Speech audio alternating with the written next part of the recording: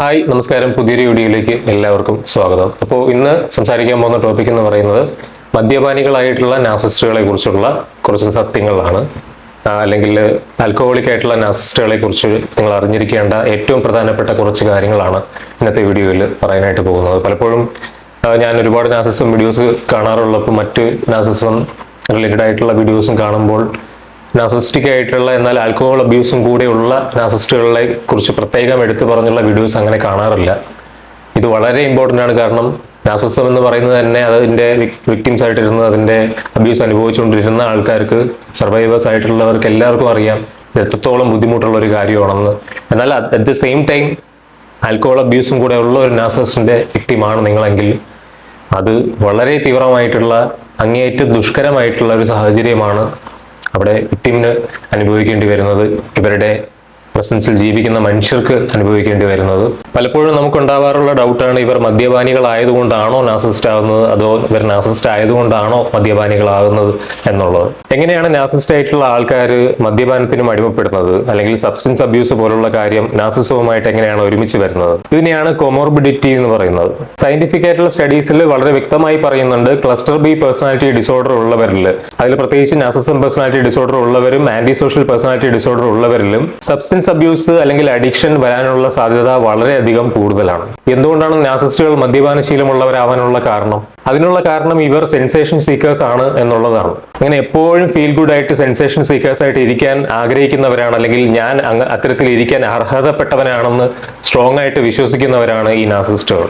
അതുകൊണ്ട് തന്നെ ഇവരുടെ ഫ്രജൈൽ ആയിട്ടുള്ള ഈഗോയെ നന്നായിട്ട് തണുപ്പിക്കാൻ, ഇവരിലെ ഞാനെന്ന ഭാവം, ഞാനാണ് എല്ലാത്തിലും വലുതെന്നുള്ള ഭാവം കൂട്ടാൻ വളരെയധികം സഹായിക്കുന്ന ഒരു കാര്യമാണ് മദ്യം. ഒരു സാധാരണ മദ്യപാനിയായിട്ടുള്ള ഒരാളും ഒരു നാർസിസ്റ്റിക് ആയിട്ടുള്ള മദ്യപാനിയായിട്ടുള്ള ആളും തമ്മിലുള്ള വ്യത്യാസം എന്താണ്? ഇവിടെ ഏറ്റവും പ്രധാനപ്പെട്ട വ്യത്യാസം എന്ന് പറയുന്നത്, ഒരു സാധാരണ മദ്യപിക്കുന്ന ഒരാൾ, സബ്സ്റ്റൻസ് അബ്യൂസ് ഉള്ള ഒരാൾ, അയാൾക്ക് ഷെയിം ഉണ്ടായിരിക്കും. അയാൾ നാണക്കേട് പുറമെ പ്രകടമായിട്ട് തന്നെ കാണിക്കും. നിങ്ങൾക്ക് അത്തരം ആൾക്കാരെ കണ്ടാൽ തന്നെ മനസ്സിലാവും, അല്ലെങ്കിൽ അവരോട് ഇടപഴകിയാൽ തന്നെ മനസ്സിലാവും, അവർക്ക് മദ്യപിക്കുന്നത് വളരെ നാണക്കേട് എന്നുള്ള രീതിയിലായിരിക്കും, ആ ഒരു ദുശീലം എന്നുള്ള രീതിയിലായിരിക്കും അവർ പുറത്ത് കാണിക്കുന്നത്, പുറമെ ആൾക്കാരോട് കാണിക്കുന്നത്. എന്നാൽ ഒരു നാർസിസ്റ്റ് എന്ന് പറയുന്നത് വളരെ പ്രൗഡായിട്ട് അവർ എൻറ്റൈറ്റിൽഡ് ആണ് എന്നുള്ള രീതിയിലാണ് അവരുടെ മദ്യപാനശീലത്തെ അവർ പൊലിപ്പിച്ച് കാണിക്കുന്നത്. ഇനി 4 രീതികളിൽ ഇവർ എങ്ങനെയാണ് ഇത് നിങ്ങൾക്കെതിരെ ഉപയോഗിക്കുന്നത്, അല്ലെങ്കിൽ ഒരു നാർസിസ്റ്റിക് വിക്ടിം ആയിട്ടുള്ള ആൾക്ക് ഇത് അനുഭവിക്കേണ്ടി വരുന്നത് എന്നുള്ളത് ഓരോന്നോരോന്നായിട്ട് നമുക്ക് നോക്കാം. ഒന്നാമത്തേത്, സത്യം പുറത്തു കൊണ്ടുവരുന്ന മദ്യത്തിന്റെ എഫക്ട്. ഇവിടെ നാർസിസ്റ്റിന്റെ മാസ്ക് ഇളകി വീഴുന്നു. നിങ്ങൾക്ക് ഈ മദ്യത്തിന്റെ ഏറ്റവും വലിയ അപകടം എന്താണെന്നുള്ളത് അറിയാമോ? അത് ഡയറക്ട്ലി തലച്ചോറിനെ, മനുഷ്യന്റെ ചിന്തിക്കാനുള്ള ശേഷിയാണ് എഫക്ട് ചെയ്യുന്നത് എന്നുള്ളതാണ്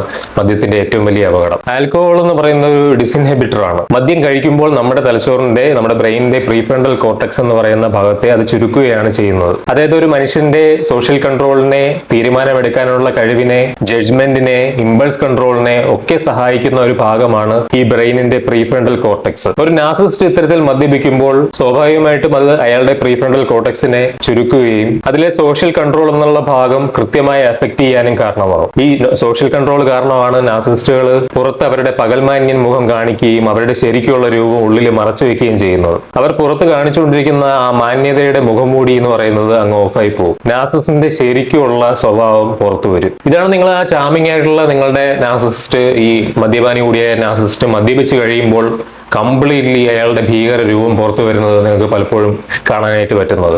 അയാൾ അങ്ങേയറ്റം നിങ്ങളെ വേദനിപ്പിക്കുന്ന ക്രൂരമായിട്ടുള്ള സൈഡിസ്റ്റിക് ആയിട്ടുള്ള കാര്യങ്ങൾ മദ്യത്തിന്റെ ലഹരിയിൽ നിങ്ങളോട് ചെയ്യും. എന്നിട്ട് പിറ്റേ ദിവസം ആകുമ്പോൾ ഈ മദ്യത്തിന്റെ ഇതെല്ലാം മാറിക്കഴിയുമ്പോൾ അയാൾ പറയും, അത് ഞാൻ മദ്യപിച്ചുകൊണ്ടിരുന്നുകൊണ്ടല്ലേ, ഞാൻ കുടിച്ച് അതായിട്ടിരുന്നുകൊണ്ടല്ലേ ഞാൻ അങ്ങനെയൊക്കെ പറഞ്ഞത് എന്ന് നിങ്ങളടുത്ത് അയാൾ പറയുകയും ചെയ്യും. ഇവിടെയാണ് വിക്ടിംസ് ആയിട്ടുള്ളവർ ശരിക്കും ട്രാപ്പായി പോകുന്നത്. കാരണം ഈ സാഹചര്യങ്ങളിൽ അവർ കൺഫ്യൂസ്ഡ് ആവും. അവർ വിചാരിക്കും, ഓക്കെ, മദ്യപാനം കൊണ്ടാണ് അവർ അങ്ങനെ പെരുമാറിയുന്നത്. എന്നാൽ അവിടുത്തെ സൈക്കോളജിക്കൽ റിയാലിറ്റി എന്ന് പറയുന്നത് മദ്യം ഇത്തരത്തിൽ അവരുടെ ബ്രെയിനിലെ ഈ ഒളിപ്പിച്ച് വെക്കുന്ന ആ ഒരു സോഷ്യൽ കൺട്രോൾ എന്ന് പറയുന്ന ഒരു സാധനം എടുത്ത് മാറ്റിയത് കാരണം അവരുടെ ശരിക്കുള്ള സ്വഭാവം പുറത്തു വരികയാണ് ചെയ്തത് എന്നുള്ളതാണ് അവിടുത്തെ സത്യം. രണ്ടാമത്തേത്, മദ്യം എന്ന ഇവരുടെ വിക്ടിം കാർഡാണ്. ഒരു രീതിയിലും ഉത്തരവാദിത്വം എടുക്കാതെ എല്ലാം മദ്യം കാരണമാണ് ഞാൻ ചെയ്തതെന്ന് വരുത്തി തീർക്കുക. ഈ നാർസിസ്റ്റുകൾ എന്ന് പറയുന്നത് ഉത്തരവാദിത്വം എടുക്കാൻ ഒട്ടും താല്പര്യമില്ലാത്ത ആൾക്കാരാണെന്ന് നിങ്ങൾക്ക് നന്നായിട്ട് അറിയാമല്ലോ. അത് അവർക്ക് അലർജിയാണ് ഉത്തരവാദിത്വം എന്ന് പറയുന്നത്. അപ്പൊ അതുകൊണ്ട് അവർക്ക് പറ്റിയ ഏറ്റവും മികച്ച ഒരു ഷീൽഡാണ് ഈ മദ്യപാനം എന്ന് പറയുന്ന ആ ഒരു കാര്യം. ഇവരുടെ ബാഡ് ബിഹേവിയറിന് കാരണം മദ്യപാനമാണെന്ന് ഇവർ എപ്പോഴും വരുത്തി തീർത്തുകൊണ്ടിരിക്കും. അവർ നിങ്ങളെ ചീറ്റ് ചെയ്തിട്ടുണ്ടെങ്കിൽ അയ്യോ ഞാനത് കുടിച്ചുകൊണ്ട് ചെയ്തുകൊണ്ടാണ്, കുടിച്ചതിന്റെ പുറത്ത് അങ്ങനെ ആയിപ്പോയതാണ്, അല്ലെങ്കിൽ ഞാൻ അങ്ങനെയൊക്കെ പെരുമാറിപ്പോയതാണ്, ഞാനിപ്പോ ഒന്നും ഓർക്കുന്നു പോലും ഇല്ല. നിങ്ങളെ ഫിസിക്കലി ഉപദ്രവിച്ചാൽ എന്തെങ്കിലും എടുത്ത് അടിച്ചു വന്നു കഴിഞ്ഞാൽ പറയും ശരിക്കും ഞാൻ അല്ലായിരുന്നു നിന്നോട് അങ്ങനെ ചെയ്തത്, എന്റെ ഉള്ളിലെ മദ്യമാണ് അങ്ങനെ ചെയ്തത്. ഇതിവിടെ ഒരു ക്ലാസിക് മാനിപ്പുലേറ്റീവ് ടാക്ടിക് ആണ്. എക്സ്റ്റേണലൈസേഷൻ ഓഫ് ബ്ലെയിം എന്നാണ് ഇതിനെ പറയുന്നത്. ഒരു രീതിയിൽ ട്രയാങ്കുലേറ്റ് ചെയ്യുന്നു എന്ന് വേണമെങ്കിലും പറയാം. അതായത് ഇവർ ഇവിടെ സബ്സ്റ്റൻസിനെ ബ്ലെയിം ചെയ്യുന്നതിലൂടെ അവർ ചെയ്ത ആക്ഷന്റെ റെസ്പോൺസിബിലിറ്റി അവർക്കല്ലെന്നും ഈ സബ്സ്റ്റൻസ് കാരണമാണെന്നും വരുത്തി തീർക്കുകയാണ് ഓരോ മൊമെന്റിലും ചെയ്തുകൊണ്ടിരിക്കുന്നത്. ഇത് ഒരിക്കലും നിങ്ങൾക്ക് അവരെ റെസ്പോൺസിബിൾ ആക്കാനോ അവർക്കെതിരെ ഒരു ആർഗ്യുമെന്റ് ഉന്നയിക്കാനോ ഒന്നും സമർത്ഥിക്കാനോ ഒന്നും കഴിയാത്ത അവസ്ഥയിലേക്ക് കൊണ്ടുവന്ന് എത്തിക്കും. കാരണം എന്ത് പറഞ്ഞാലും അത് മദ്യത്തിന്റെ തലയിലേക്ക് മദ്യമാണ് പ്രശ്നം എന്നുള്ള രീതിയിലേക്ക് മാറ്റിക്കൊണ്ട് നിങ്ങളെ വളരെയധികം മാനിപ്പുലേറ്റ് ചെയ്ത അവസരം നിങ്ങൾ തന്നെ അത് വിശ്വസിക്കുന്ന തരത്തിലേക്ക് അവർ ആക്കും. മൂന്നാമത്തേത്, എല്ലായിടത്തും ആളാവാനും എല്ലാം തകിടം മറിക്കാനുമുള്ള ഉപകരണമായിട്ട് മദ്യത്തെ ഉപയോഗിക്കുന്നതാണ്. ഇവരെല്ലാ സ്പെഷ്യൽ ഒക്കേഷൻസും താറുമാറാക്കും. നിങ്ങൾ ശ്രദ്ധിച്ചിട്ടുണ്ടോ? നിങ്ങളെ എന്തെങ്കിലും തരത്തിലുള്ള സെലിബ്രേഷൻ ജീവിതത്തിൽ നടത്തുന്നുണ്ടെങ്കിൽ, സ്പെഷ്യൽ ഒക്കേഷൻസ് സെലിബ്രേറ്റ് ചെയ്യുന്നുണ്ടെങ്കിൽ, നിങ്ങളുടെ ബർത്ത്ഡേ ആയിരിക്കാം, ചിലപ്പോൾ ഏതെങ്കിലും സ്പെഷ്യൽ ആയിട്ടുള്ള ഒക്കേഷൻ ആയിരിക്കാം, അപ്പോഴൊക്കെ ഇവർ മദ്യപിക്കും. ഇതിന്റെ പിന്നിലെ സയൻസ് നിങ്ങൾക്ക് എല്ലാവർക്കും അറിയുന്ന പോലെ തന്നെ ഇവർക്ക് എപ്പോഴും സെന്റർ ഓഫ് അറ്റൻഷൻ ആവണമെന്നുള്ള ഇവരുടെ ആ നീഡ് എപ്പോഴൊക്കെ ബുദ്ധിമുട്ടിലാവുന്നോ അപ്പോഴൊക്കെ ഇവർക്ക് പ്രശ്നം ഉണ്ടാവും എന്നുള്ളതാണ്.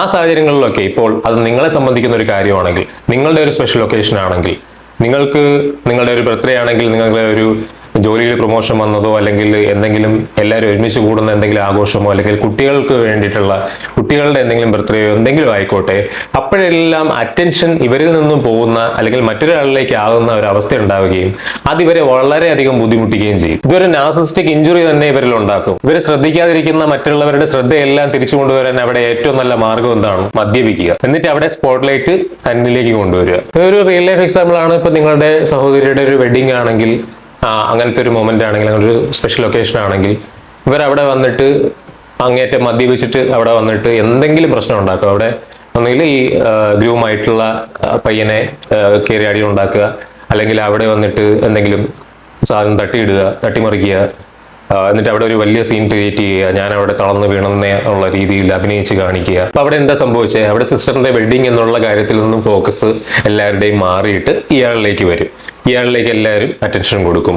ഇയാളുടെ പ്രശ്നങ്ങൾ പരിഹരിക്കാൻ വേണ്ടി എല്ലാവരും ഇറങ്ങും. ഇത് തന്നെയാണ് അവർക്ക് അവിടെ വേണ്ടത്. അതിനുവേണ്ടി തന്നെയാണ് അവർ മദ്യപിച്ച് മനഃപൂർവ്വം അവിടെ അങ്ങനെ ഒരു സീൻ ക്രിയേറ്റ് ചെയ്തത്. ഇനി നാലാമത്തേത്, നീ എന്നെ മദ്യപാനിയാക്കി എന്ന നെറേറ്റീവ്. വിക്ടിം സ്വിച്ച് എന്നതിനെ വിളിക്കാം. ഇത് വളരെ പെയിൻഫുൾ ആയിട്ടുള്ള ഇവരുടെ ഒരു വെപ്പണാണ്. ഇവർ എപ്പോഴൊക്കെ നിങ്ങൾ ഇവരുടെ ഡ്രിങ്കിങ്ങിനെ ചോദ്യം ചെയ്യുമോ അപ്പോഴൊക്കെ അത് നിങ്ങൾ കാരണമാണ് ഇവർ ഡ്രിങ്കിങ് തുടങ്ങിയെന്ന് അല്ലെങ്കിൽ ഇപ്പൊ ഡ്രിങ്കിങ് കണ്ടിന്യൂ ചെയ്യുന്നതെന്ന് ഇവർ വരുത്തി തീർക്കും.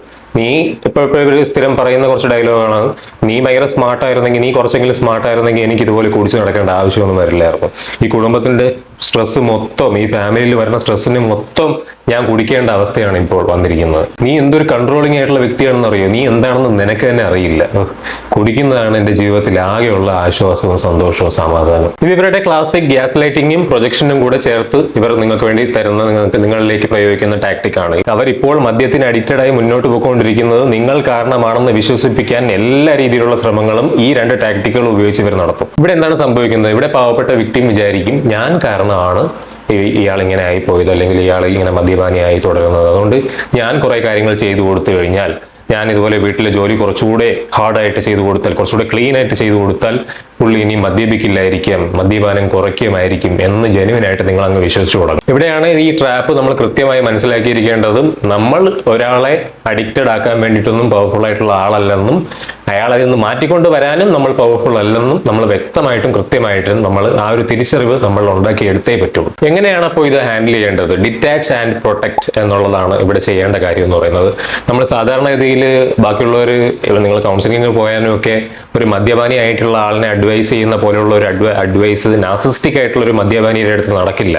കാരണം ഈ ഒരു സാധാരണ മദ്യപാനി ആയിട്ടുള്ള ആളിനെ നിങ്ങൾക്ക് സ്നേഹം കൊണ്ടൊക്കെ മാറ്റിയെടുക്കാം എന്നൊക്കെ പറയും. ഇവരുടെ അഡിക്ഷൻ മാത്രമുള്ള ആൾക്കാരെയാണ് അത് ഉദ്ദേശിക്കുന്നത്. സാധാരണക്കാരായിട്ടുള്ള ഈ അഡിക്ഷൻ മാത്രമുള്ള പ്രോബ്ലം ആയിട്ടുള്ള ഈ പേഴ്സണാലിറ്റി ഡിസോർഡർ, നാർസിസ്റ്റിക് പേഴ്സണാലിറ്റി ഡിസോർഡറോ ആന്റി സോഷ്യൽ പേഴ്സണാലിറ്റി ഡിസോർഡറോ ക്ലസ്റ്റർ ബിയിലോ ഒന്നും ഇല്ലാത്ത നോർമൽ ആയിട്ടുള്ള ആൾക്കാരെയാണ് ഉദ്ദേശിക്കുന്നത്. നിങ്ങൾക്ക് ആ രീതിയിലൊക്കെ മാറ്റിയെടുക്കാൻ പറ്റും എന്ന് പറയുന്നത്. അല്ലാതെ ഈ നാർസിസ്റ്റിക് ആയിട്ടുള്ള ആളിനെ ഒരു രീതിയിലും നിങ്ങൾക്ക് സ്നേഹിച്ചുകൊണ്ട് മാറ്റിയെടുക്കാൻ പറ്റും എന്ന് നിങ്ങൾ വിശ്വസിച്ചുകൊണ്ട് ആ പരിസരത്തെ പോകരുത്.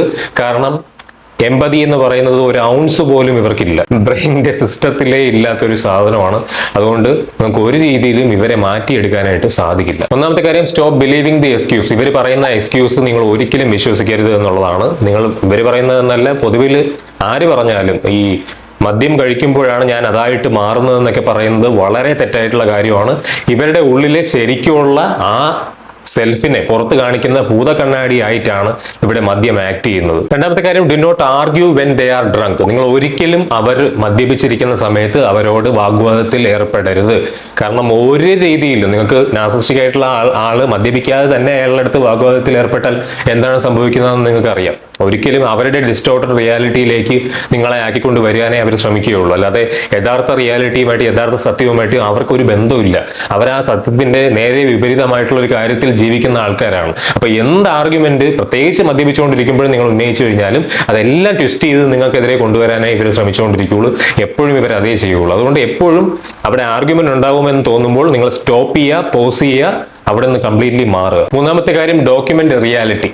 ഈ റിയാലിറ്റി എന്ന് പറയുന്നത് നിങ്ങൾക്കാണ് നേരെ കാണാൻ കഴിയുന്നത്. അവര് ഫാൾസ് റിയാലിറ്റിയിൽ ജീവിക്കുന്ന ആൾക്കാരാണ്. അവർ ആ തെറ്റായിട്ടുള്ള കള്ളത്തരം ഇങ്ങനെ പറഞ്ഞ് നിങ്ങളെ വിശ്വസിപ്പിക്കാൻ ശ്രമിക്കുന്നവരാണ്. അതുകൊണ്ട് നിങ്ങൾ ഇവർ മദ്യപിച്ചിരിക്കുന്ന സമയത്ത് ഇവർ കാണിക്കുന്ന കാര്യങ്ങൾ കൃത്യമായിട്ട് എഴുതി വെക്കണം. കാരണം പിറ്റേ ദിവസം എണിച്ചിട്ട് മദ്യത്തിന്റെ ഇത് മാറിക്കഴിയുമ്പോൾ ഞാൻ അങ്ങനെയൊന്നും പറഞ്ഞിട്ടില്ല, ഞാൻ അങ്ങനെയൊന്നും ചെയ്തിട്ടില്ല എന്നുള്ള സമയത്ത് ഇവർ അങ്ങനെയുള്ള ആർഗ്യുമെന്റ് ഉന്നയിക്കുമ്പോൾ നിങ്ങൾക്ക് കൃത്യമായിട്ട് അറിയാം, നിങ്ങൾ ഡോക്യുമെന്റ് ചെയ്ത് വെച്ചിട്ടുണ്ടെങ്കിൽ, എഴുതി വെച്ചിട്ടുണ്ടെങ്കിൽ, റെക്കോർഡ് ചെയ്ത് വെച്ചിട്ടുണ്ടെങ്കിൽ, ഏതെങ്കിലും തരത്തിൽ ഇത് നിങ്ങൾക്ക് തെളിവായിട്ട് സമർപ്പിക്കാൻ പറ്റുന്ന രീതിയിൽ നിങ്ങൾ എടുത്തു വെച്ചിട്ടുണ്ടെങ്കിൽ, ഫോട്ടോ, വീഡിയോ, ഓഡിയോ, അല്ലെങ്കിൽ ഇതുപോലെ എഴുതി വെച്ചിട്ടുള്ള ഡോക്യുമെന്റ്, സമയവും തീയതിയും സംഭവവും അടക്കം നിങ്ങൾ എഴുതി വെച്ചിട്ടുള്ള കാര്യം, ഇതെല്ലാം നിങ്ങൾക്ക് പിന്നീട് ഒരു പോലീസിനെ സമീപിക്കുമ്പോൾ, ഇത് ഒരു കേസിലേക്കൊക്കെ പോകുമ്പോൾ നിയമപരമായിട്ടുള്ള പരിരക്ഷ നിങ്ങൾക്ക് നേടേണ്ട സാഹചര്യം വരുമ്പോഴൊക്കെ ഈ തെളിവ് നിങ്ങൾക്ക് ഉപകരിക്കാവുന്നതാണ്, അല്ലെങ്കിൽ പ്രയോജനപ്പെടുത്താവുന്നതാണ്. പിന്നെ നാലാമത്തെ കാര്യം, സേഫ്റ്റി പ്ലാൻ പ്രയോറിറ്റൈസ് ചെയ്യുക എന്നുള്ളതാണ്. നിങ്ങൾക്കറിയാമല്ലോ, ഈ നാർസിസ്റ്റിക് അബ്യൂസ് എന്ന് പറയുന്നതിനൊപ്പം ഈ ആൽക്കഹോളും കൂടെ ചേരുമ്പോൾ ഏറ്റവും കൂടുതൽ ഡൊമസ്റ്റിക് അബ്യൂസ് നടക്കുന്നത് ഈ ഒരു കോമ്പിനേഷനിൽ നിന്നുമാണ് എന്നുള്ളത് പഠനങ്ങൾ പറയുന്നുണ്ട് വ്യക്തമായിട്ട്. ഇതെന്ന് പറയുന്നത് പലപ്പോഴും നിങ്ങൾക്ക് ഇവരിൽ നിന്ന് മർദ്ദനമൊക്കെ കിട്ടിയിട്ടുണ്ടായിരിക്കും, ഡൊമസ്റ്റിക് വയലൻസ് നിങ്ങൾ അനുഭവിച്ചിട്ടുണ്ടായിരിക്കും. അത് നിങ്ങൾ ഒരു തരത്തിൽ നോർമലൈസ് ചെയ്തിരിക്കുന്നവരായിരിക്കും, ഇപ്പോഴും റിലേഷൻഷിപ്പിൽ നിലനിൽക്കുന്നവർ.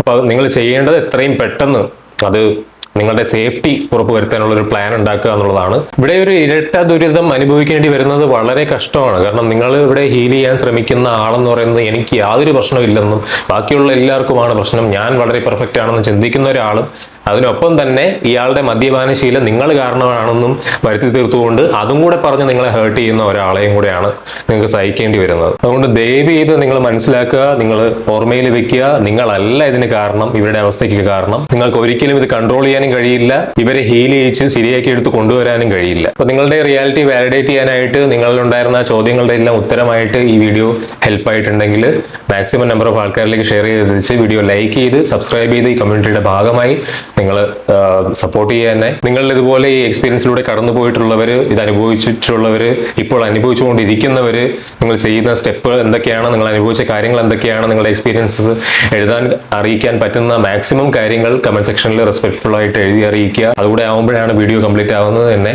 അപ്പോൾ അത്തരത്തിൽ നിങ്ങളുടെ ഫീഡ്ബാക്കുകളും കൂടി നിങ്ങൾ എന്നെ അറിയിക്കുമെന്നുള്ള പ്രതീക്ഷയിൽ ഇന്നത്തെ വീഡിയോ അവസാനിപ്പിക്കുകയാണ്. പുതിയൊരു വീഡിയോ ആയിട്ട് അടുത്ത ദിവസങ്ങളിൽ തന്നെ നമുക്ക് വീണ്ടും കാണാം. അതുവരെ എല്ലാവർക്കും ബൈ.